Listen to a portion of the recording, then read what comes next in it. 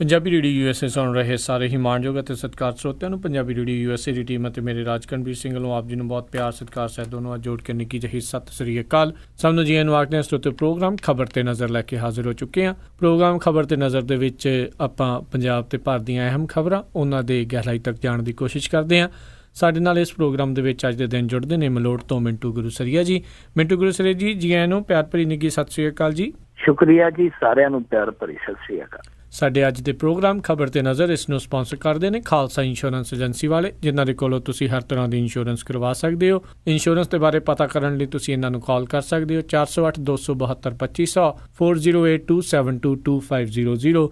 ਇਸ ਦੇ ਨਾਲ ਸੂਬੇਦਾਰ ਸੁਰਜੀਤ ਸਿੰਘ ਖੰਗੂੜਾ ਤੇ ਪਰਿਵਾਰ ਸੈਨ ਹੋਜ਼ੇ ਤੋਂ, ਬਲਦੇਵ ਸਿੰਘ ਢਾਲੀਵਾਲ ਰੀਨੋ ਤੋਂ, ਗੁਰਦੀਪ ਸਿੰਘ ਵਿਰਦੀ ਕਲੋਵਿਸ ਤੋਂ, ਸਤਨਾਮ ਸਿੰਘ ਗਿੱਲ ਸੈਲਮਾ ਤੋਂ, ਰਸ਼ਪਾਲ ਕੌਰ ਖੰਗੂੜਾ ਤੇ ਪਰਿਵਾਰ ਬੇਕਰਸਫੀਲਡ ਤੋਂ, ਸਰਬਜੀਤ ਸਿੰਘ ਸ਼ੋਕਰ ਟਰਲੋਕ ਤੋਂ, ਨਵਜੋਤ ਕੌਰ ਕਲੋਟੀ ਯੂਬਾ ਸਿਟੀ ਤੋਂ, ਸੁਰਿੰਦਰ ਕੌਰ ਧਾਮੀ ਤੇ ਪਰਿਵਾਰ ਸੀਰੀਜ਼ ਤੋਂ, ਤੇ ਸੋਢੀ ਸਿੰਘ ਜੀ ਸੈਕਰਾਮੈਂਟੋ ਤੋਂ। ਇਹਨਾਂ ਸਾਰਿਆਂ ਦਾ ਬਹੁਤ ਬਹੁਤ ਧੰਨਵਾਦ। ਜੇ ਤੁਸੀਂ ਜਾਂ ਕੋਈ ਹੋਰ ਕਾਰੋਬਾਰ ਵੀ ਇਸ ਪ੍ਰੋਗਰਾਮ ਨੂੰ ਸਪਾਂਸਰ ਕਰਨੇ ਚਾਹੁੰਦੇ ਹੋਵੇ ਤਾਂ ਤੁਸੀਂ ਕਾਲ ਕਰ ਸਕਦੇ ਹੋ ਨੰਬਰ 408 722 7698 408 722 7698 ਦੇ ਉੱਤੇ। ਤੇ ਮਿੰਟੂ ਜੀ, ਗੱਲਬਾਤ ਦਾ ਸਿਲਸਿਲਾ ਸ਼ੁਰੂ ਕਰਦੇ ਹਾਂ। ਕਿਸਾਨਾਂ ਨੇ ਆਪ ਦਾ ਜਨਰੇਟਰ ਲਿਆ ਤੇ ਤਹਿਸੀਲ 'ਚ ਕਰਵਾਈਆਂ ਰਜਿਸਟਰੀਆਂ ਜੀ।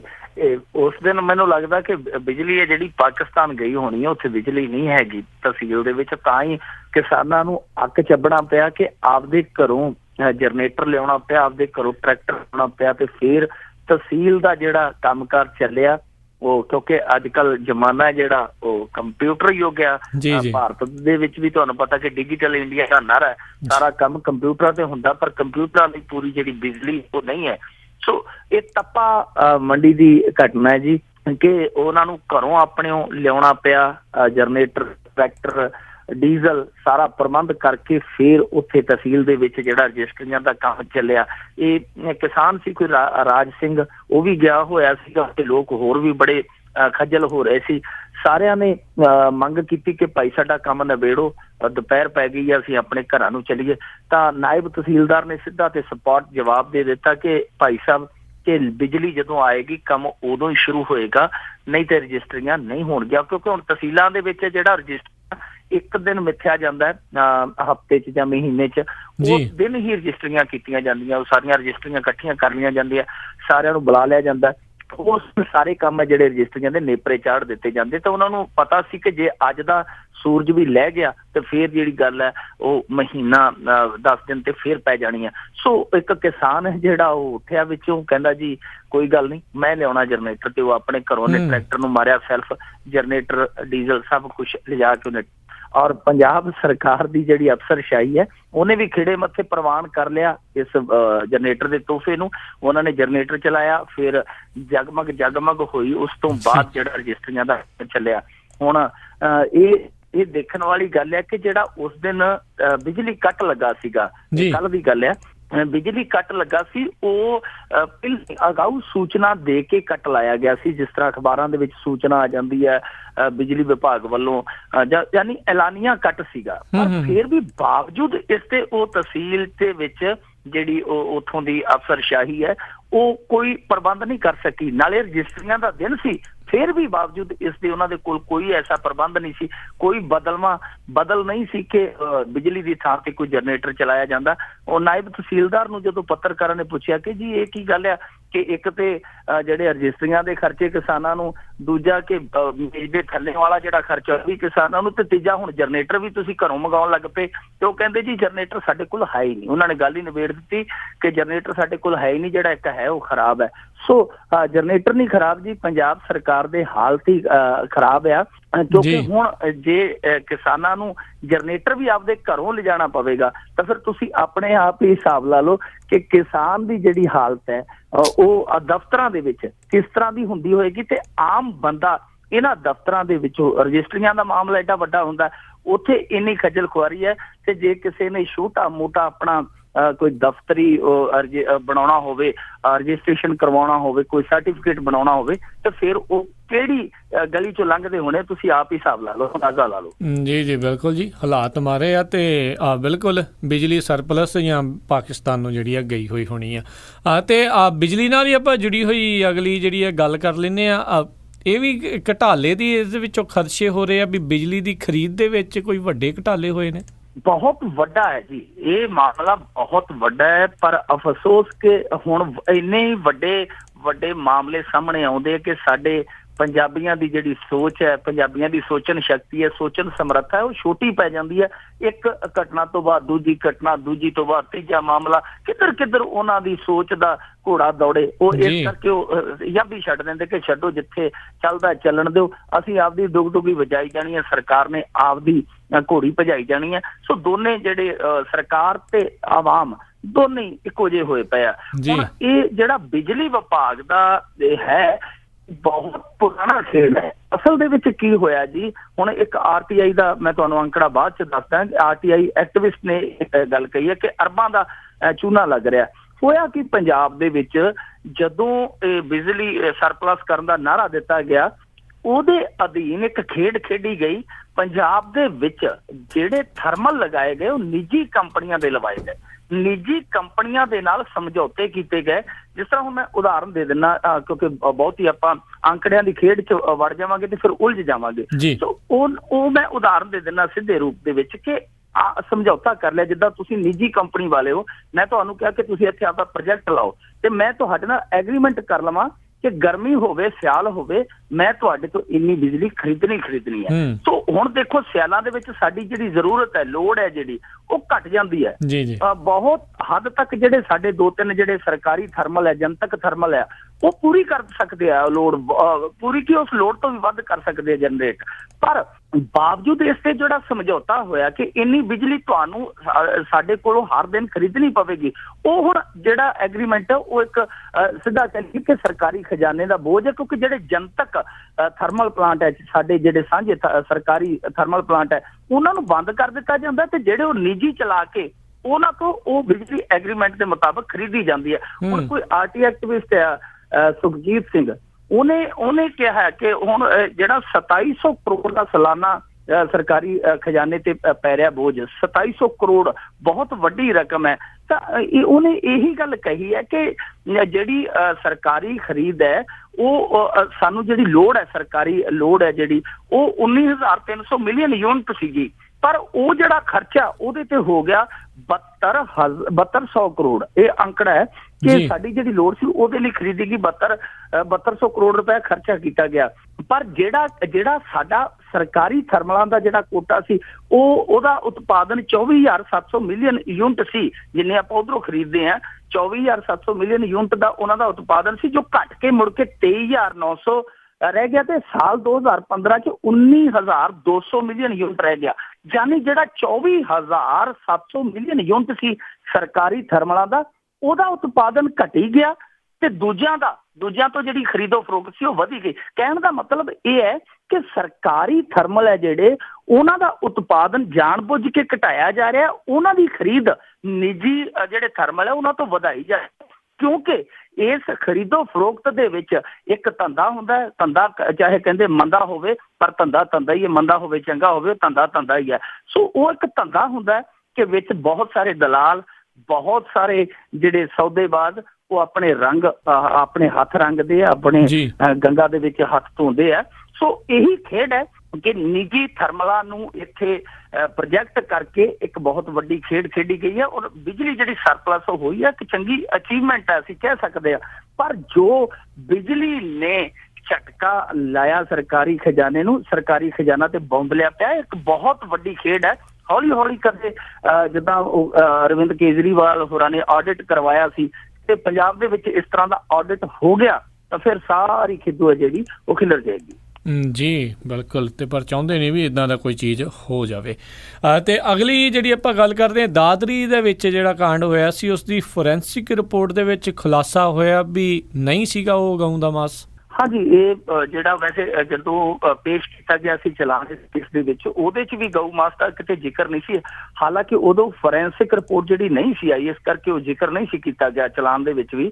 ਪਰ ਹੁਣ ਫੋਰੈਂਸਿਕ ਰਿਪੋਰਟ ਆ ਗਈ ਹੈ ਤਾਂ ਉਹਦੇ ਵਿੱਚ ਵੀ ਇਸ ਗੱਲ ਦੀ ਪੁਸ਼ਟੀ ਹੋ ਗਈ ਕਿ ਜਿਹੜਾ ਮੁਹੰਮਦ ਇਖਲਾਕ ਇਸ ਦੋਸ਼ ਦੇ ਤਹਿਤ ਕੁੱਟ ਕੇ ਮਾਰ ਦਿੱਤਾ ਗਿਆ ਸੀ ਉੱਤਰੀ ਭੀੜ ਵੱਲੋਂ, ਕਿ ਇਹਨੇ ਆਪਣੇ ਘਰ ਗਊ ਵੱਢੀ ਹੈ, ਇਹਨੇ ਆਪਣੇ ਘਰ ਗਊ ਦਾ ਮਾਸ ਪਕਾਇਆ, ਫ੍ਰਿਜ 'ਚੋਂ ਵੀ ਮਿਲਿਆ ਕੱਚਾ ਮਾਸ। ਉਹ ਜਿਹੜਾ ਇੱਕ ਝੂਠ ਫੈਲਾਇਆ ਗਿਆ ਸੀ ਉਹ ਸਾਰੇ ਦਾ ਸਾਰਾ ਹੀ ਝੂਠਾ ਪੈ ਗਿਆ। ਜਿਹੜੀ ਸੱਚ ਹੈ ਉਹ ਇੱਕ ਵਾਰ ਫੇਰ ਸਾਹਮਣੇ ਆਇਆ, ਪਰ ਆਇਆ ਉਦੋਂ ਹੈ ਜਦੋਂ ਇੱਕ ਜਾਨ ਇਸ ਜਹਾਨ ਤੋਂ ਰੁਖਸਤ ਹੋ ਚੁੱਕੀ ਹੈ। ਹੁਣ ਮੁਹੰਮਦ ਇਖਲਾਕ ਹੈ ਜਿਹੜਾ ਉਹ ਬੇਦੋਸ਼ਾ ਮਾਰਿਆ ਗਿਆ। ਤੇ ਜਿਹੜੇ ਲੋਕ ਉੱਥੇ ਜਾ ਕੇ ਭਾਰਤੀ ਜਨਤਾ ਪਾਰਟੀ ਦਾ ਇੱਕ MLA ਸੰਗੀਤ ਸੋਮ, ਜਿਹਨੇ ਸਭ ਤੋਂ ਪਹਿਲਾਂ ਜਾ ਕੇ ਉੱਥੇ ਅੱਗ ਵਰਾਈ, ਜਿਹਨੇ ਕਿਹਾ ਜੀ ਇਹਨੇ ਗਊ ਵੱਢੀ ਹੈ, ਸਾਨੂੰ ਸਬੂਤ ਮਿਲੇ ਆ, ਯਾਨੀ ਉਹਨਾਂ ਨੇ ਮੁਹੰਮਦ ਇਖਲਾਕ ਦੇ ਪਰਿਵਾਰ ਦੀ ਸੁਣੀ ਕੋਈ ਨਹੀਂ, ਉਲਟਾ ਇਹ ਕਹਿ ਦਿੱਤਾ ਕਿ ਜੀ ਇਹਨਾਂ ਨੇ ਇਹ ਗੁਨਾਹ ਕੀਤਾ ਸੀ, ਇਹਨਾਂ ਨੂੰ ਜਿਹੜੀ ਸਜ਼ਾ ਮਿਲੀ ਹੈ ਉਹ ਗੁਨਾਹ ਦੀ ਸਜ਼ਾ ਜਿਹੜੀ ਮਿਲੀ ਉਹ ਸਹੀ ਹੈ, ਵਾਜਬ ਹੈ। ਪਰ ਹੁਣ ਮੈਨੂੰ ਲੱਗਦਾ ਕਿ ਉਸ ਭੀੜ ਤੇ ਚਲੋ ਮੁਕੱਦਮਾ ਦਰਜ ਕਰਨਾ ਬਣਦਾ ਹੀ ਹੈ। ਜਿਨ੍ਹਾਂ ਨੇਤਾਵਾਂ ਨੇ ਜਾ ਕੇ ਉਹਦੇ ਬਲਦੇ ਸਿਵੇ ਤੇ ਖੜ ਕੇ ਅੱਗ ਆਈ, ਉਹਨਾਂ ਦੇ ਪਰਿਵਾਰ ਨੂੰ ਇੱਕ ਤਰ੍ਹਾਂ ਨਾਲ ਕਹਿ ਲਈਏ ਜਲੀਲ ਕੀਤਾ ਕਿ ਇਹ ਜਿਹੜੀ ਸਜ਼ਾ ਤੁਸੀਂ ਪਾਈ ਹੈ ਉਸਦੇ ਹੱਕਦਾਰ ਹੋ, ਉਹਨਾਂ ਨੇਤਾਵਾਂ ਤੇ ਵੀ ਮੁਕੱਦਮਾ ਦਰਜ ਕਰਨਾ ਬਣਦਾ ਹੈ। ਕਿਉਂਕਿ ਇਸ ਗੱਲ ਦੀ ਹੁਣ ਫੋਰੈਂਸਿਕ ਜਾਂਚ ਤੋਂ ਉੱਤੇ ਤੇ ਕੋਈ ਇਨਵੈਸਟੀਗੇਸ਼ਨ ਹੈ ਹੀ ਨਹੀਂ, ਤੇ ਫੋਰੈਂਸਿਕ ਜਾਂਚ ਦੇ ਵਿੱਚ ਇਹ ਚੀਜ਼ ਸਾਬਤ ਹੋ ਜਾਂਦੀ ਕਿ ਜਿਹੜਾ ਮੀਟ ਉਹਨਾਂ ਦੀ ਫਰਿੱਜ 'ਚ ਪਿਆ ਸੀ ਉਹ ਗਊ ਮਾਸ ਨਹੀਂ, ਮਟਨ ਸੀ, ਬੱਕਰੇ ਦਾ ਮਾਸ ਸੀਗਾ। ਤਾਂ ਇਸ ਗੱਲ ਦੇ ਵਿੱਚ ਕੋਈ ਦੋ ਰਾਏ ਨਹੀਂ ਰਹਿ ਜਾਂਦੀ ਕਿ ਉਸ ਦੀ ਜਿਹੜੀ ਜਾਨ ਗਈ ਹੈ ਉਹ ਬਿਲਕੁਲ ਨਿਹੱਕੀ ਗਈ ਹੈ, ਬਿਲਕੁਲ ਬੇਦੋਸ਼ੀ ਗਈ ਹੈ। ਤਾਂ ਉਹਦੇ ਲਈ ਜਿਹੜੀ ਭੀੜ ਹੈ ਜਿਹਨੇ ਉਕਸਾਇਆ ਜਾਂ ਜਿਨ੍ਹਾਂ ਨੇ ਮਾਰਿਆ ਉਹ ਤੇ ਦੋਸ਼ੀ ਹੈ ਹੀ ਨੇ, ਤੇ ਜਿਨ੍ਹਾਂ ਨੇ ਜਾ ਕੇ ਉੱਥੇ ਇਹ ਚੀਜ਼ਾਂ ਕਈਆਂ ਲੋਕਾਂ ਨੂੰ ਭੜਕਾਇਆ, ਉਸ ਪਰਿਵਾਰ ਨੂੰ ਜਲੀਲ ਕੀਤਾ, ਉਹ ਵੀ ਮੁਕੱਦਮੇ ਦਾ ਹੱਕਦਾਰ ਬਣਦੇ ਆ। ਖਾਸ ਤੌਰ ਤੇ ਸੰਗੀਤ ਸੋਮ ਜਾਂ ਜਿਹੜੀ ਆ ਸਾਧਵੀ ਪ੍ਰਾਚੀ ਹੈ, ਸਾਰੇ ਪੂਰੇ ਮੁਲਕ ਦੇ ਵਿੱਚ ਅੱਗ ਪਾਈ ਹੋਈ ਹੈ, ਇਹਨਾਂ ਨੂੰ ਵੀ ਨਾਲ ਨੱਥਣਾ ਚਾਹੀਦਾ ਉਹਨਾਂ ਦੋਸ਼ੀਆਂ ਦੇ। ਜੀ ਬਿਲਕੁਲ। ਅਤੇ ਇੰਨਾ ਇਹ ਰੌਲਾ ਪਾਉਂਦੇ ਆ, ਬੰਦੇ ਇਹਨਾਂ ਨੇ ਮਾਰ ਦਿੱਤੇ ਆ। ਪਿਛਲੇ ਦਿਨਾਂ ਦੇ ਵਿੱਚ ਰਿਪੋਰਟ ਵੀ ਆਈ ਸੀ ਵੀ ਸਭ ਤੋਂ ਜ਼ਿਆਦਾ ਬੀਫ ਦਾ ਜਿਹੜਾ ਆ ਐਕਸਪੋਰਟ ਇੰਪੋਰਟ ਆ ਉਹ ਇਹਨਾਂ ਦੇ ਹੀ ਲੋਕ ਜਿਹੜੇ ਉਹ ਕਰਦੇ ਆ। ਨਾਲੇ ਬਹੁਤ ਜਗ੍ਹਾ ਦੇ ਉੱਤੇ ਦੇਖਦੇ ਆ ਵੀ ਕੋਈ ਕਿਸੇ ਬੱਸ ਦੇ ਵਿੱਚ ਮਰ ਕੇ ਗਊ ਦੀ ਮੌਤ ਹੋ ਜਾਂਦੀ, ਕਿਤੇ ਕੁਛ ਹੋ ਜਾਂਦਾ, ਉਦੋਂ ਕਿਉਂ ਨਹੀਂ ਇਹ ਕੁਛ ਬੋਲਦੇ? ਜਿਹੜਾ ਸੰਗੀਤ ਸੋਮ ਹੈ ਜਿਹਦੀ ਮੈਂ ਹੁਣੇ ਗੱਲ ਕੀਤੀ ਹੈ, ਜਿਹਨੇ ਜਾ ਕੇ ਸਭ ਤੋਂ ਪਹਿਲਾਂ ਉੱਥੇ ਇਸ ਘਟਨਾ ਨੂੰ, ਇਸ ਚੀਜ਼ ਨੂੰ ਜਿਹੜਾ ਜਾਇਜ਼ ਠਹਿਰਾਇਆ, ਥੋੜੇ ਦਿਨਾਂ ਬਾਅਦ 4 ਦਿਨਾਂ ਬਾਅਦ ਹੀ ਉਹਦੇ ਨਾਂ ਤੇ ਬੁੱਚੜਖਾਨੇ ਦੀ ਰਜਿਸਟਰੀ ਨਿਕਲ ਆਈ। ਦੇਖੋ ਇਹ ਹਾਲ ਆ, ਉਹੀ MLA ਉਹਦੇ ਨਾਂ ਤੇ ਜਿਹੜਾ ਬੁੱਚੜਖਾਨਾ ਚੱਲ ਰਿਹਾ ਸੀ ਇਹਦੇ ਵਿੱਚ, ਉਹਦੇ ਨਾਂ ਤੇ ਉਹਦੀ ਰਜਿਸਟਰੀ ਬੋਲਦੀ ਪਈ ਸੀ, ਉਹਦੀ ਜਗ੍ਹਾ ਤੇ ਵਿੱਚ ਉਹ ਬੁੱਚੜਖਾਨਾ ਲੱਗਾ ਸੀਗਾ। ਇਸੇ ਤਰ੍ਹਾਂ ਸਾਡੇ ਇੱਥੇ ਦੁਆਬੇ ਦੇ ਵਿੱਚ ਇੱਕ ਘਟਨਾ ਘਟੀ ਹੈ ਜੀ। ਉਹ ਕੋਈ ਸੀਗਾ ਜਿਹੜਾ ਹੁੰਦੇ ਆ ਜਿਹੜੇ ਖੱਲ ਲਾਉਣ ਵਾਲੇ, ਨੌਜਵਾਨ ਖੱਲ ਲਾ ਰਿਹਾ ਸੀਗਾ, ਤਾਂ ਉਹ ਕਿਸੇ ਨੇ ਉਕਸਾਤਾ, ਉਹ ਜਿਹੜੇ ਗਊ ਪ੍ਰੇਮੀ ਸੀ, ਗਊ ਰੱਖਿਅਕ ਸੀ, ਉਹ ਆ ਗਏ ਖੱਲ ਲਾ ਦਿੱਤੀ। ਕਿਸੇ ਨੇ ਪੁੱਛਿਆ ਹੀ ਨਹੀਂ ਕਿ ਭਾਈ ਇਹ ਗਊ ਮਰੀ ਹੈ ਕਿ ਜਿਉਂਦੀ ਹੈ, ਤੂੰ ਕਿੱਥੋਂ ਲਿਆਇਆ, ਕੀ ਗੱਲਬਾਤ, ਇਹ ਪਤਾ ਹੀ ਨਹੀਂ ਕੀਤਾ। ਕੁੱਟ ਕੇ ਉਹਨੂੰ ਨਿਸਲ ਕਰ ਦਿੱਤਾ। ਤੋਂ ਬਾਅਦ ਦੇ ਵਿੱਚ ਉਹਦੇ ਤੇ ਮੁਕੱਦਮਾ ਵੀ ਬਣਾ ਦਿੱਤਾ ਗਿਆ। ਇਹ ਗਊ ਦੇ ਨਾਂ ਤੇ, ਆਸਥਾ ਦੇ ਨਾਂ ਤੇ ਜ਼ੁਲਮ ਬਹੁਤ ਵੱਡਾ ਹੋ ਰਿਹਾ, ਬਹੁਤ ਵੱਡਾ ਜ਼ੁਲਮ ਹੋ ਰਿਹਾ। ਜੀ ਬਿਲਕੁਲ। ਤੇ ਅਗਲੀ ਜਿਹੜੀ ਆਪਾਂ ਗੱਲ ਕਰੀਏ ਅਵਤਾਰ ਮੱਕੜ ਹੁਣਾਂ ਨੂੰ, ਜਿਹੜਾ ਤੇ ਨਾਲ ਹੀ ਗਿਆਨੀ ਗੁਰਬਚਨ ਸਿੰਘ ਹੁਣਾਂ ਨੂੰ ਜਿਹੜਾ ਜੀ ਫੇਰ ਵਿਰੋਧ ਦਾ ਸਾਹਮਣਾ ਕਰਨਾ ਪਿਆ, ਸੰਦੇਸ਼ ਨਾ ਦੇ ਸਕੇ।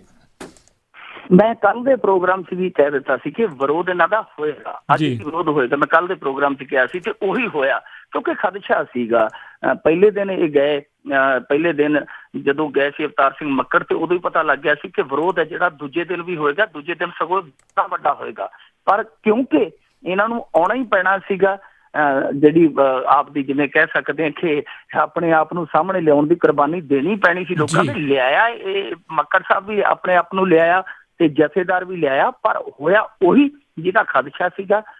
ਏਡਾ ਵੱਡਾ ਵਿਰੋਧ ਹੋਇਆ ਕਿ ਮੱਕੜ ਸਾਹਿਬ ਤਾਂ ਆਪਣਾ ਸੰਦੇਸ਼ ਪੜ੍ਹ ਹੀ ਨਹੀਂ ਸਕੇ, ਤੇ ਜਿਹੜੇ ਗਿਆਨੀ ਗੁਰਬਚਨ ਸਿੰਘ ਸੀ ਉਹ ਤੇ ਕਹਿੰਦੇ ਕਿ ਆਈ ਨਹੀਂ, ਮੰਚ ਤੇ ਆਈ ਨਹੀਂ ਆਦੇਸ਼ ਪੜ੍ਹਨ ਲਈ, ਸੰਦੇਸ਼ ਪੜ੍ਹਨ ਲਈ। ਜਦੋਂ ਬਾਅਦ ਦੇ ਵਿੱਚ ਵਿਰੋਧੀ ਜਿਹੜਾ ਵਿਰੋਧ ਕਰ ਰਹੇ ਸੀ, ਰੋਹ ਦਾ ਪ੍ਰਗਟਾਵਾ ਕਰ ਰਹੇ ਸੀ, ਜਦੋਂ ਉਹਨਾਂ ਨੂੰ ਖੰਡਾਇਆ ਪੁੰਡਾਇਆ ਗਿਆ ਤੇ ਉਹਨਾਂ ਨੇ ਚਲਾਵਾਂ ਜਿਹਾ ਸੰਦੇਸ਼ ਪੜ੍ਹਿਆ। ਸੋ ਇੱਕ ਤਰ੍ਹਾਂ ਨਾਲ ਕਹਿ ਲਈਏ ਕਿ ਅਜੀਬ ਜੀ ਸਥਿਤੀ ਹੈ, ਅਜੀਬ ਜੀ ਮੁਸ਼ਕਿਲ ਹੈ ਕਿ ਉਹ ਲੋਕ ਜਿਨ੍ਹਾਂ ਨੂੰ ਲੋਕ ਪਲਕਾਂ ਤੇ ਬਿਠਾਉਂਦੇ ਸੀ, ਜਿਨ੍ਹਾਂ ਲਈ ਫੁੱਲ ਵਿਛਾਉਂਦੇ ਸੀ, ਉਹ ਅੱਜ ਆਪਣੇ ਸੰਦੇਸ਼ ਵੀ ਨਹੀਂ ਪੜ੍ਹ ਸਕੇ। ਪਰ ਕਮਾਲ ਦੀ ਗੱਲ ਹੈ ਕਿ ਉਹਨਾਂ ਨੂੰ ਆਪਣਾ ਹੁੰਦਾ ਵਿਰੋਧ ਜਿਹੜਾ ਉਹ ਵੀ ਨਹੀਂ ਦਿਖਦਾ, ਉਹ ਵੀ ਆਪਣੇ ਜਗ੍ਹਾ ਤੇ ਬਿਲਕੁਲ ਅਡੋਲ ਨੇ, ਅਡਿੱਗ ਨੇ। ਉਹ ਵੀ ਜਿਵੇਂ ਕਹਿ ਦਿੰਦੇ ਕਿ ਹਮ ਨਾ ਮਾਨੇ, ਉਹ ਵੀ ਨਾ ਮੰਨਣ ਵਾਲੇ ਨੇ।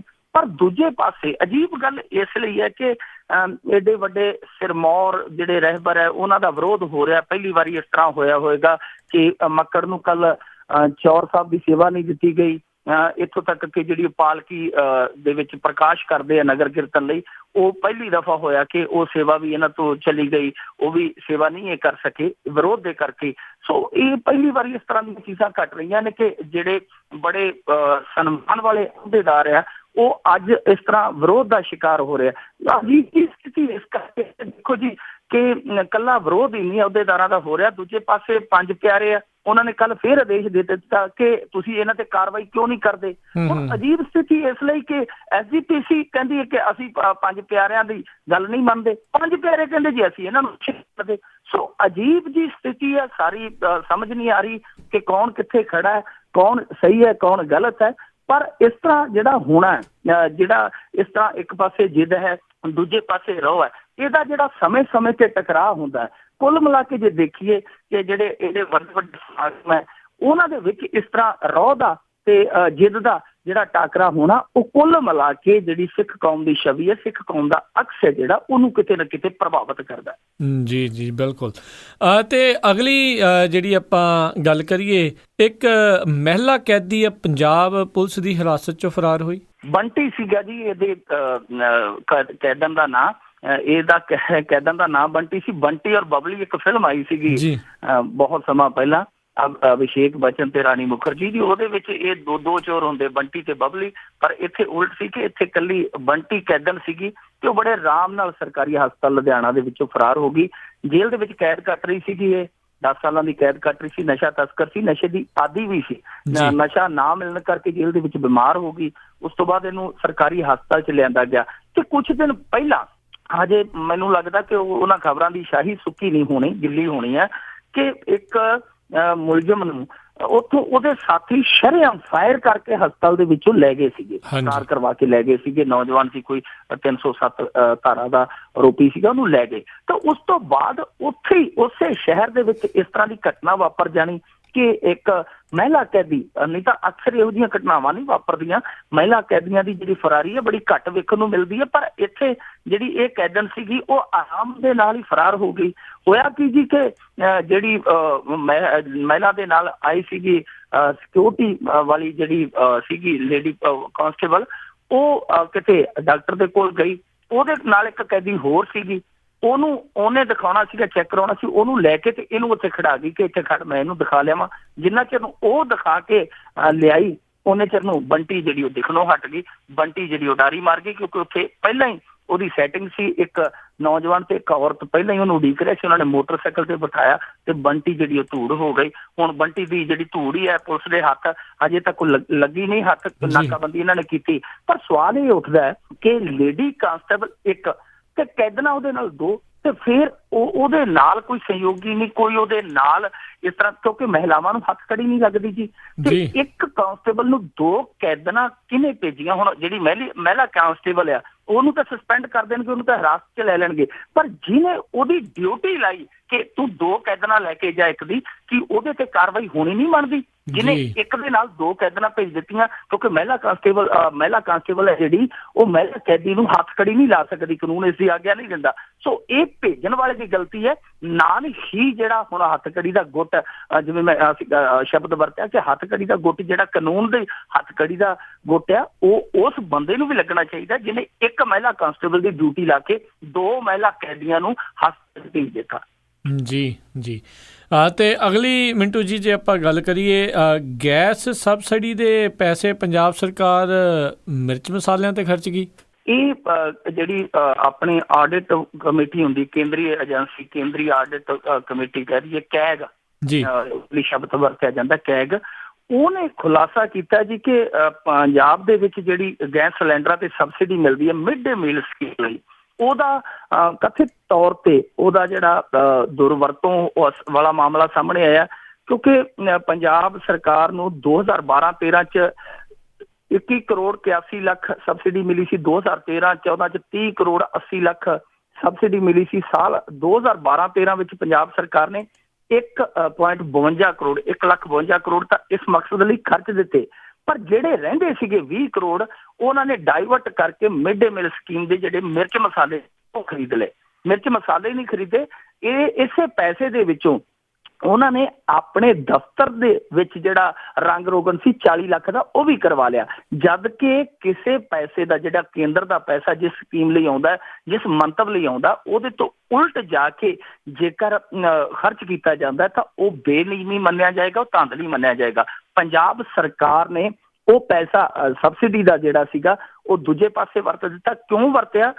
ਕਿਉਂਕਿ ਪੰਜਾਬ ਦੇ ਵਿੱਚ ਜਿਹੜੀ ਮਿਡ ਡੇ ਮੀਲ ਸਕੀਮ ਸੀ ਉਹ 1800 ਦਿਨ ਬੰਦ ਰਹੀ ਹੈ ਤੇ ਉਹ ਜਿਹੜੇ ਮਾਸਟਰ ਸੀਗੇ ਉਹ ਅੱਗੋਂ ਵਿਚਾਰੇ ਕਿਤੇ ਉਧਾਰ ਸੁਧਾਰ ਫੜ ਕੇ, ਹਾਲਾਂਕਿ ਇਹ ਵੀ ਨਿਯਮ ਨਹੀਂ ਹੈ ਕਿ ਤੁਸੀਂ ਉਧਾਰੀ ਫੜ ਕੇ ਜਿਹੜੀ ਉਹ ਸਕੀਮ ਚਲਾਓ, ਪਰ ਮਾਸਟਰ ਹੈ ਜਿਹੜੇ ਉਹ ਮਰਦੇ ਕੀ ਨਾ ਕਰਦੇ, ਉਹਨਾਂ ਨੇ ਇੱਧਰੋਂ ਉੱਧਰੋਂ ਸਕੀਮ ਚਲਾਈ, ਉਹ ਵੀ ਪੈਸੇ ਜਿਹੜੇ ਅੜੇ ਪਏ ਸੀਗੇ ਇਹਨਾਂ ਨੇ ਇੱਧਰੋਂ ਉੱਧਰੋਂ ਕਰਕੇ ਜਿਹੜਾ ਕੰਮ ਸੀਗਾ ਚਲਾ ਦਿੱਤਾ। ਪਿਛਲੇ ਵਾਰੀ ਜਦੋਂ ਇੱਕ ਕੈਗ ਦੀ ਰਿਪੋਰਟ ਆਈ ਸੀ, ਪੰਜਾਬ ਸਰਕਾਰ ਦਾ ਸਾਰਾ ਲੇਖਾ ਜੋਖਾ ਆਇਆ ਸੀ ਤੇ ਉਦੋਂ ਵੀ ਬਹੁਤ ਸਾਰੀਆਂ ਬੇਨੀਮੀਆਂ, ਚਾਹੇ ਉਹ ਪੰਜਾਬ ਪੁਲਿਸ ਦੇ ਲਈ ਜਿਹੜਾ ਅਸਲਾ ਬਰੂਦ ਖਰੀਦਿਆ ਉਹਦੇ 'ਚ, ਪੰਜਾਬ ਸਰਕਾਰ ਦੇ ਜਿਹੜੇ ਹੋਰ ਵਿੱਤੀ ਮਾਮਲੇ ਆ ਉਹਨਾਂ ਦੇ ਵਿੱਚ ਬੜਾ ਵੱਡਾ ਜਿਹੜਾ ਗੜਬੜ ਝਾਲਾ ਸਾਹਮਣੇ ਆਇਆ ਸੀ। ਤੇ ਉਦੋਂ ਸਿਆਸੀ ਮਾਹਰਾਂ ਨੇ ਇੱਕ ਗੱਲ ਆਖੀ ਸੀ ਕਿ ਆਗੇ ਸੁਧਰ ਚੱਲੋ ਨੰਦ ਲਾਲਾ, ਪਰ ਪੰਜਾਬ ਸਰਕਾਰ ਹੈ ਜਿਹੜੀ ਨਹੀਂ ਸੁਧਰ ਰਹੀ, ਉੱਥੋਂ ਜਿਹੜਾ ਪੈਸਾ ਆਉਂਦਾ ਇੱਧਰ ਉੱਧਰ ਕਰਕੇ ਕੰਮ ਚਲਾਇਆ ਜਾਂਦਾ ਹੈ। ਪਰ ਇਹ ਅਸਲ ਦੇ ਵਿੱਚ ਹੈ ਗਲਤ ਹੈ, ਕਿਉਂਕਿ ਉੱਤੇ ਵੀ ਇਹਨਾਂ ਦੀ ਸਰਕਾਰ ਹੈ, ਹੇਠਾਂ ਵੀ ਇਹਨਾਂ ਦੀ ਸਰਕਾਰ ਹੈ। ਨਹੀਂ ਤਾਂ ਜੇ ਪਿਛਲੇ ਸਾਲ ਜਿਹੜੀ ਕੈਗ ਦੀ ਰਿਪੋਰਟ ਆਈ ਸੀ ਉਦੋਂ ਇਹਨਾਂ ਨੇ ਘਿਰ ਜਾਣਾ ਸੀ, ਪਰ ਉਤਲੇ ਵੀ ਗਰਜ਼ਾਂ ਦੇ ਨਾਲ ਬੰਨੇ ਹੋਏ ਆ। ਹੇਠਲੇ ਜਿਹੜੇ ਸੂਬਾ ਸਰਕਾਰ ਹੈ ਉਹ ਤੁਹਾਨੂੰ ਪਤਾ ਹੀ ਹੈ ਜੀ ਕਿਸ ਤਰ੍ਹਾਂ ਕੰਮ ਚਲਾ ਰਹੀ ਹੈ। ਸੋ ਦੋਵੇਂ ਧਿਰਾਂ ਇੱਕੋ ਜਿਹੀਆਂ, ਤੇ ਇਸ ਕਰਕੇ ਜਿਹੜੀਆਂ ਬੇਨੀਮੀਆਂ ਉਹ ਆਪਾਂ ਚਰਚਾ ਤੇ ਕਰ ਸਕਦੇ ਹਾਂ, ਪਰ ਇਹ ਤਵੱਕੋ ਨਹੀਂ ਕਰ ਸਕਦੇ ਕਿ ਕਦੇ ਇਹਨਾਂ ਬੇਨੀਮੀਆਂ ਦਾ ਹੀ ਜਵਾਬਦੇਹੀ ਹੋਏਗੀ ਕਿ ਭਾਈ ਤੁਸੀਂ ਇਹ ਕੰਮ ਜਿਹੜਾ ਕਿਸ ਆਧਾਰ ਤੇ, ਕਿਸ ਅਥਾਰਟੀ ਨਾਲ ਕੀਤਾ। ਜੀ ਜੀ ਅਤੇ ਗੈਸ ਸਬਸਿਡੀਆਂ ਦੀ ਗੱਲ ਕਰਦੇ ਜਾਈਏ, ਕੇਂਦਰ ਦੇ ਵੱਲੋਂ ਜਿਹੜੇ ਗੈਸ ਸਬਸਿਡੀ ਦਾ ਬੋਝ ਘਟਾਉਣ ਦੀ ਕਹਿੰਦੇ ਤਿਆਰੀਆਂ ਆ। 10 ਲੱਖ ਤੋਂ ਵੱਧ ਆਮਦਨ ਵਾਲਿਆਂ ਨੂੰ ਜਿਹੜੀ ਆ ਇਹ ਲਾਭ ਹੁਣ ਨਹੀਂ ਮਿਲਿਆ ਕਰੇਗਾ ਆਉਂਦੇ ਸਾਲ ਤੋਂ। ਅਸਲ ਦੇ ਵਿੱਚ ਜੀ ਸਬਸਿਡੀਆਂ ਖਤਮ ਇਹਨਾਂ ਨੇ ਕਰ ਦੇਣੀਆਂ ਨੇ, ਔਰ ਇਹ ਚੰਗੀ ਗੱਲ ਹੈ। ਵੈਸੇ ਹੁਣ ਦੇਖੋ ਜਿਹਦੀ ਆਮਦਨ 10 ਲੱਖ ਤੋਂ ਉੱਤੇ ਜਿਹੜਾ ਟੈਕਸ ਪੇਅਰ ਹੈ, ਇਨਕਮ ਟੈਕਸ ਪੇਅਰ ਹੈ ਜਿਹੜਾ, ਤੇ ਉਹਨੂੰ ਫਿਰ ਸਬਸਿਡੀਆਂ ਦੀ ਜ਼ਰੂਰਤ, ਕਿਉਂਕਿ ਸਬਸਿਡੀਆਂ ਦੀ ਜ਼ਰੂਰਤ ਤੇ ਉਹਨੂੰ ਹੈ ਜਿਵੇਂ ਪੰਜਾਬ ਦੇ ਵਿੱਚ 73% ਆਬਾਦੀ ਹੈ ਜਿਹੜੀ ਉਹਦੀ ਇਨਕਮ ਹੈ ਜਿਹੜੀ ਉਹ 5000 ਤੋਂ ਘੱਟ ਹੈ ਪਰ ਮਹੀਨਾ ਜੀ। ਇਸ ਆਬਾਦੀ ਨੂੰ ਲੋੜ ਹੈ ਸਬਸਿਡੀ ਦੀ। ਜਿਹੜਾ 10 ਲੱਖ ਤੋਂ ਉੱਤੇ ਜਾਂਦਾ ਟੈਕਸ ਪੇ ਕਰਦਾ ਹੈ, ਆਮਦਨ ਕਰ ਦਿੰਦਾ ਹੈ, ਤਾਂ ਉਹਨੂੰ ਸਬਸਿਡੀ ਦੀ ਕੀ ਲੋੜ ਹੈ। ਸੋ ਸਬਸਿਡੀਆਂ ਮੈਨੂੰ ਲੱਗਦਾ ਕਿ ਇਹ ਜਿਹੜੇ ਹੈ ਨੇ, ਜਿਹੜੇ ਅਮੀਰ ਨੇ, ਰਈਸ ਨੇ, ਉਹਨਾਂ ਕੋਲੋਂ ਤੇ ਸਬਸਿਡੀਆਂ ਖੋਣਗੇ, ਪਰ ਥੱਲੇ ਵੀ ਜਿਹੜਾ ਸਬਸਿਡੀਆਂ ਤੇ ਕਾਟ ਲੱਗ ਰਹੀ ਹੈ ਜਿਹੜੇ ਲੋੜਵੰਦ ਹੈ। ਸਬਸਿਡੀਆਂ ਦਾ ਜਿਹੜਾ ਇੱਕ ਬੜੀ ਵੱਡੀ ਰਾਹਤ ਸੀਗੀ ਉਹ ਮੈਨੂੰ ਲੱਗਦਾ ਕਿ ਹੌਲੀ ਹੌਲੀ ਖਤਮ ਹੋਣ ਦੇ ਰਾਹ ਤੇ ਆ। ਜਿਹੜੀ ਕੇਂਦਰ ਸਰਕਾਰ ਹੈ ਉਹ ਹੌਲੀ ਹੌਲੀ ਇਹ ਜਿਹੜੀ ਸਬਸਿਡੀਆਂ ਦੀ ਕਟੌਤੀ ਕਰਕੇ ਜਾਂ ਜਿਹੜੀਆਂ ਕੁਛ ਵਰਗ ਹੈ ਜਿਹੜੇ ਉਹਨਾਂ ਦੀਆਂ ਸਬਸਿਡੀਆਂ ਖਤਮ ਕਰਕੇ ਇਹ ਸੰਦੇਸ਼ ਦੇ ਰਹੀ ਹੈ ਕਿ ਸਬਸਿਡੀਆਂ ਵਾਲਾ ਹੁਣ ਕੰਮ ਹੈ ਜਿਹੜਾ ਬਹੁਤੀ ਦੇਰ ਨਹੀਂ ਚੱਲੇਗਾ। ਜੀ ਜੀ ਅਗਲੀ ਜਿਹੜੀ ਆਪਾਂ ਗੱਲ ਕਰਦੇ ਹਾਂ, ਭਰਜਾਈ ਨੇ ਆਪਣੇ ਦਿਓਰ ਨੂੰ ਆਪ ਦਾ ਗੁਰਦਾ ਦੇ ਕੇ ਜਾਨ ਬਚਾਈ। ਬਿਲਕੁਲ ਜੀ, ਇਹ ਖਬਰ ਏਦਾਂ ਆ ਜਿੱਦਾਂ ਮਾਰੂਥਲ 'ਚ ਬੈਠੇ ਹੋਈਏ ਤੇ ਤੱਤੇ ਵਾਵਰੋਲਿਆਂ ਦੇ ਵਿੱਚੋਂ ਕੋਈ ਠੰਡਾ ਹਵਾ ਦਾ ਬੁੱਲਾ ਆ ਜਾਵੇ, ਇਸ ਤਰ੍ਹਾਂ। ਕਿਉਂਕਿ ਪੰਜਾਬ ਦੀਆਂ ਜਿਹੜੀਆਂ ਖਬਰਾਂ ਹੁੰਦੀਆਂ ਉਹ ਦੁਖੀ ਕਰਨ ਵਾਲੀਆਂ ਹੁੰਦੀਆਂ ਆਮ ਤੌਰ ਤੇ। ਪੂਰੇ ਭਾਰਤ ਦੇ ਵਿੱਚੋਂ ਖਬਰਾਂ ਚੱਕੀਏ ਤੇ ਕੋਈ ਖਬਰ ਹੀ ਖੁਸ਼ਗਵਾਰ ਹੁੰਦੀ ਹੈ, ਪਰ ਇਹ ਖਬਰ ਵਾਕਿਆ ਹੀ ਖੁਸ਼ਗਵਾਰ ਹੈ। ਪਰ ਦੂਜੀ ਗੱਲ, ਸਾਡੇ ਪੰਜਾਬ ਦੇ ਵਿੱਚ ਉਹ ਇੱਕ ਬੋਲਿਆ ਜਾਂਦਾ ਨਾ ਕਿ ਜੱਗ ਜਿਉਣ ਵੱਡੀਆਂ ਭਰਜਾਈਆਂ ਪਾਣੀ ਮੰਗੇ ਦੁੱਧ ਦਿੰਦੀਆਂ, ਤੇ ਸ਼ਾਇਦ ਇੱਥੇ ਇਹ ਦਿਓਰ ਦੇ ਲਈ ਦੁੱਧ ਹੀ ਨਹੀਂ ਦਿੱਤਾ ਬਲਕਿ ਜ਼ਿੰਦਗੀ ਦੇ ਦਿੱਤੀ ਇੱਕ ਭਰਜਾਈ ਨੇ। ਘਟਨਾ ਹੈ ਜਿਹੜੀ ਸਮਾਧ ਭਾਈ ਜਿਹੜਾ ਕਸਬਾ ਹੈ ਮੋਗੇ ਜ਼ਿਲ੍ਹੇ ਦੇ ਵਿੱਚ, ਉੱਥੋਂ ਦੀ ਹੈ ਕਿ ਉਹ ਇੱਕ ਲਖਵੀਰ ਨਾਂ ਦਾ ਨੌਜਵਾਨ ਸੀ, ਉਹਦੇ ਦੋਨੇ ਗੁਰਦੇ ਜਿਹੜੇ ਡੈਮੇਜ ਹੋ ਗਏ, ਜ਼ਿੰਦਗੀ ਜਿਹੜੀ ਉਹਦੀ ਮੌਤ ਵੱਲ ਵੱਧ ਰਹੀ ਸੀ ਤੇਜ਼ੀ ਨਾਲ। ਪਰ ਐਨ ਮੌਕੇ ਤੇ ਜਿਹੜੀ ਉਹਦੀ ਵੱਡੀ ਭਰਜਾਈ ਸੀਗੀ ਮੰਜੂਪੁਰੀ, ਉਹ ਫਰਿਸ਼ਤਾ ਬਣ ਕੇ ਆਈ। ਉਹਨੇ ਕਿਹਾ ਕਿ ਮੇਰਾ ਕੱਢੋ ਗੁਰਦਾ ਤੇ ਮੇਰੇ ਦਿਓਰ ਦੀ ਜਾਨ ਬਚਾਓ। ਫਿਰ ਉਹਨੇ ਗੁਰਦਾ ਦੇ ਕੇ ਆਪਣੇ ਦਿਓਰ ਦੀ ਜਾਨ ਬਚਾ ਲਈ। ਵਾਕਈ ਐਸੀਆਂ ਭਾਬੀਆਂ ਜੁਗ ਜੁਗ ਜਿਉਣ ਜੀ। ਜੀ ਜੀ ਅਤੇ ਮੁੱਖ ਮੰਤਰੀ ਹੁਣਾਂ ਨੇ ਆਂਗਣਵਾੜੀ ਮੁਲਾਜ਼ਮਾਂ ਦੇ ਨਾਲ ਮੀਟਿੰਗ ਦੇ ਵਿੱਚ ਕਹਿੰਦੇ ਜੀ ਫੈਸਲਾ ਲਿਆ, ਤਨਖਾਹ ਸਣੇ ਮਹੀਨੇ ਦੀ ਮੈਡੀਕਲ ਛੁੱਟੀ ਮਿਲੂਗੀ। ਬਿਲਕੁਲ ਜੀ, ਚੰਗੀ ਗੱਲ ਆ ਕਿ ਵੈਸੇ ਚੇਤਾ ਇਹਨਾਂ ਨੂੰ ਬਾਅਦ ਦੇ ਵਿੱਚ ਆਇਆ। ਜੇ ਆਂਗਣਵਾੜੀ ਦੀ ਜਿਹੜੀਆਂ ਵਰਕਰਾਂ ਨੇ, ਜੇ ਉਹਨਾਂ ਦਾ ਕੰਮ ਜਾ ਕੇ ਦੇਖੀਏ ਤੇ ਉਹ ਤਾਂ ਬਹੁਤ ਭਾਰੀ ਕੰਮ ਹੈ ਜੀ, ਕਿ ਛੋਟੇ ਛੋਟੇ ਬੱਚਿਆਂ ਨੂੰ ਸੰਭਾਲਣਾ, ਨਾਲ ਜਿਹੜਾ ਉਹਨਾਂ ਦਾ ਕਾਗਜ਼ੀ ਕੰਮ ਹੈ ਜਿਹੜਾ ਉਹ ਬਹੁਤ ਜ਼ਿਆਦਾ ਹੈ। ਇੱਥੋਂ ਤੱਕ ਕਿ ਪੰਚਾਇਤਾਂ ਵੀ ਚੱਕ ਕੇ ਉਹਨਾਂ ਨੂੰ ਜੋ ਕੋਈ ਸਰਵੇ ਰਿਪੋਰਟ ਬਣਾਉਣੀ ਉਹ ਵੀ ਫੜਾ ਦਿੰਦੇ। ਜਿਹੜੇ ਸਕੂਲਾਂ ਦੇ ਮਾਸਟਰ ਹੈ ਸਰਕਾਰੀ ਉਹ ਵੀ ਜਾ ਕੇ ਉਹਨਾਂ ਦੇ ਕੋਲ ਬਹਿ ਜਾਂਦੇ ਕਿ ਭੈਣ ਜੀ ਕਰਾਓ ਹੈਲਪ।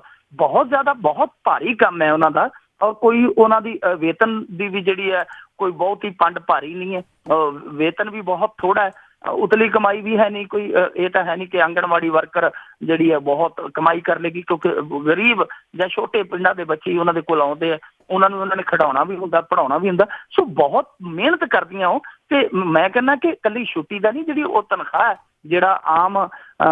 ਜਿਹੜਾ ਆਮ ਸਰਕਾਰੀ ਮੁਲਾਜ਼ਮ ਹੈ ਉਹਦੇ ਬਰਾਬਰ ਹੀ ਤਨਖਾਹ ਹੋਣੀ ਚਾਹੀਦੀ ਹੈ ਉਹਨਾਂ ਦੀ, ਔਰ ਇਹ ਪਹਿਲਾਂ ਹੋਣਾ ਚਾਹੀਦਾ ਸੀ, ਕਿਉਂਕਿ ਇਹਨਾਂ ਲਈ ਤੇ ਬਹੁਤ ਉਹਨਾਂ ਨੇ ਡਾਂਗਾਂ ਖਾਧੀਆਂ ਨੇ। ਸਾਡੇ ਲੰਬੀ ਆਂਗਣਵਾੜੀ ਵਰਕਰਾਂ 3 ਮਹੀਨੇ ਵਿਚਾਰੀਆਂ ਧਰਨਾ ਲਾ ਕੇ ਬੈਠੀਆਂ ਰਹੀਆਂ, ਅੱਜ ਤੋਂ 5 6 7 ਸਾਲ ਪਹਿਲਾਂ। ਸੋ ਇਹ ਬੜੇ ਲੰਮੇ ਸਮੇਂ ਤੋਂ ਮੰਗ ਸੀ। ਚੰਗੀ ਗੱਲ ਹੈ ਮੰਗ ਪ੍ਰਵਾਨ ਕੀਤੀ ਗਈ ਹੈ, ਕਿਉਂਕਿ ਜਿਹੜੀਆਂ ਇਹਨਾਂ ਦੀਆਂ ਕੰਮ ਦੀ ਗੱਲ ਆ, ਜਿਹੜੀ ਇਹਨਾਂ ਦੀ ਮਿਹਨਤ ਹੈ ਉਹ ਤਾਂ ਕਿਸੇ ਨਾਲੋਂ ਘੱਟ ਨਹੀਂ। ਔਰ ਕਮਾਲ ਦੀ ਗੱਲ ਹੈ ਕਿ ਮੈਂ ਖੁਦ ਇੱਕ ਆਂਗਣਵਾੜੀ ਵਰਕਰ ਕੋਲੇ ਜਾ ਕੇ ਥੋੜੀ ਜਿਹੀ ਆਪਣੀ ਐਜੂਕੇਸ਼ਨ ਦੀ ਲੈਂਦਾ ਹੁੰਦਾ ਸੀਗਾ ਗਾਈਡੈਂਸ, ਤੇ ਉਹ ਬਹੁਤ ਜ਼ਿਆਦਾ ਪੜ੍ਹਾਈ ਉਹਨਾਂ ਦੀ, ਮੈਨੂੰ ਲੱਗਦਾ ਕਿ ਉਹਨਾਂ ਨੇ ਤਾਂ ਜਿੰਨੀਆਂ ਡਿਗਰੀਆਂ ਕੀਤੀਆਂ ਉਨੀਆਂ ਡਿਗਰੀਆਂ ਤੇ ਇਹਨਾਂ ਦੇ ਜਿਹੜੇ ਸਲਾਹਕਾਰ ਉਹਨਾਂ ਨੇ ਨਹੀਂ ਕੀਤੀਆਂ ਹੋਣੀਆਂ। ਤਨਖਾਹ ਉਹਨਾਂ ਦੀ ਜਿਹੜੀ 5-6 ਹਜ਼ਾਰ। ਜੀ ਬਿਲਕੁਲ ਜੀ, ਬਹੁਤ ਜਿੱਦਾਂ ਤੁਸੀਂ ਕਿਹਾ ਵੀ ਡਾਂਗਾਂ ਖਾਣੀਆਂ ਪਈਆਂ, ਤੇ ਹੁਣ ਵੋਟਾਂ ਲੱਗ ਕੇ ਆਈਆਂ ਤੇ ਸ਼ਾਇਦ ਉਹਨਾਂ ਦੀਆਂ ਵੋਟਾਂ ਵਟੋਰਨ ਲਈ ਇਹ ਵੀ ਫੈਸਲਾ ਲਿਆ ਆ, ਦੇਖਦੇ ਆ ਦਿੰਦੇ ਨੇ ਜਾਂ ਨਹੀਂ ਦਿੰਦੇ ਨੇ। ਤੇ ਮਿੰਟੂ ਜੀ ਬਹੁਤ ਬਹੁਤ ਹਾਂਜੀ ਜੀ ਮੈਂ ਕਿਹਾ ਹੁਣ ਤੇ ਲੈ ਲਓ ਜੀ, ਹੁਣ ਤੇ ਬੱਕਰੀ ਹੈ ਜਿਹੜੀ ਉਹ ਦੁੱਧ ਦਿੰਦੀ ਹੈ, ਫਿਰ ਇਹਨੇ ਮਿੰਗਣਾ ਘੁੱਲਣ ਲੱਗ ਜਾਣੀਆਂ। ਹੁਣ ਤਾਂ ਜਿਹਦਾ ਦਾ ਲੱਗਦਾ ਜੋ ਲੈ ਗਿਆ ਸੋ ਲੈ ਗਿਆ, ਜਿਹੜਾ ਰਹਿ ਗਿਆ ਸੋ ਰਹਿ ਗਿਆ। ਬਹੁਤ ਬਹੁਤ ਧੰਨਵਾਦ ਮਿੰਟੂ ਗੁਰੂਸਰੀਆ ਜੀ, ਤੁਸੀਂ ਸਾਡੇ ਨਾਲ ਜੁੜੇ, ਇਹਨਾਂ ਖਬਰਾਂ ਬਾਰੇ ਸਾਨੂੰ ਇਹ ਜਾਣਕਾਰੀ ਦਿੱਤੀ। ਅਗਲੇ ਬੁਲਟਨ ਤੱਕ ਲਈ ਤੁਹਾਡਾ ਬਹੁਤ ਬਹੁਤ ਧੰਨਵਾਦ, ਮਿਹਰਬਾਨੀ, ਸਤਿ ਸ੍ਰੀ ਅਕਾਲ। ਸ਼ੁਕਰੀਆ ਜੀ। ਤੇ ਸਰੋਤਿਓ, ਇੱਥੇ ਹੀ ਜਿਹੜੀਆਂ ਅੱਜ ਦੀਆਂ ਖਬਰਾਂ ਦਾ ਸਿਲਸਿਲਾ ਹੁਣ ਸਮਾਪਤ ਹੁੰਦਾ ਹੈ। ਸਾਡੇ ਨਾਲ ਜੁੜੇ ਸੀ ਮਿੰਟੂ ਗੁਰੂਸਰੀਆ ਜੀ। ਬਲਤੇਜ ਪੰਨੂ ਹੋਣਾ ਦੀ ਗੈਰ ਹਾਜ਼ਰੀ ਦੇ ਵਿੱਚ ਸਾਡੇ ਨਾਲ ਪ੍ਰੋਗਰਾਮ ਖਬਰ ਤੇ ਨਜ਼ਰ ਦੇ ਵਿੱਚ ਇਹ ਸਾਂਝ ਪਾਉਂਦੇ ਨੇ।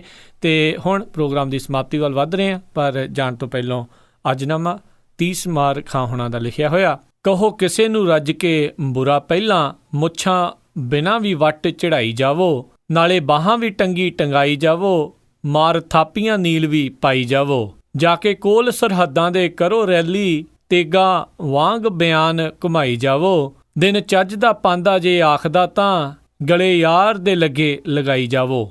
ਅੱਜ ਚਿਹਰੇ ਦੀ ਕੌੜ ਤਰਸ਼ੂਲ ਵਾਲੀ, ਸਾਰੀ ਕੌੜ ਹੀ ਕੱਲ ਨੂੰ ਲੁਪਤ ਹੋਵੇ, ਬਾਜੀ ਤਾਸ਼ ਦੀ ਸਮਝੀਏ ਕੂਟਨੀਤੀ, ਰੰਗ ਪੱਤਿਆਂ ਦਾ ਜਿੱਥੇ ਗੁਪਤ ਹੋਵੇ। ਤੇ ਸਰੋਤਿਓ, ਇੱਥੇ ਹੀ ਜਿਹੜਾ ਹੁਣ ਸਾਡਾ ਅੱਜ ਦਾ ਇਹ ਪ੍ਰੋਗਰਾਮ ਖਬਰ ਤੇ ਨਜ਼ਰ ਆ ਉਹ ਹੁਣ ਸਮਾਪਤ ਹੁੰਦਾ ਆ। ਹੁਣ ਮੈਨੂੰ ਰਾਜਕਰਨਵੀਰ ਸਿੰਘ ਨੂੰ ਵੀ ਇਜਾਜ਼ਤ ਦਿਓ। ਮੇਰੇ ਵੱਲੋਂ ਵੀ ਆਪ ਸਭ ਨੂੰ ਬਹੁਤ ਪਿਆਰ ਸਤਿਕਾਰ ਸਹਿਤ ਦੋਨੋਂ ਅੱਜ ਜੋੜ ਕੇ ਨਿੱਘੀ ਜਿਹੀ ਸਤਿ ਸ੍ਰੀ ਅਕਾਲ। ਜਿਉਂਦੇ ਵਾਸਤੇ ਰਹੋ, ਹੱਸਦੇ ਖੇਲਦੇ ਰਹੋ ਤੇ ਸੁਣਦੇ ਰਹੋ ਪੰਜਾਬੀ ਰੇਡੀਓ USA।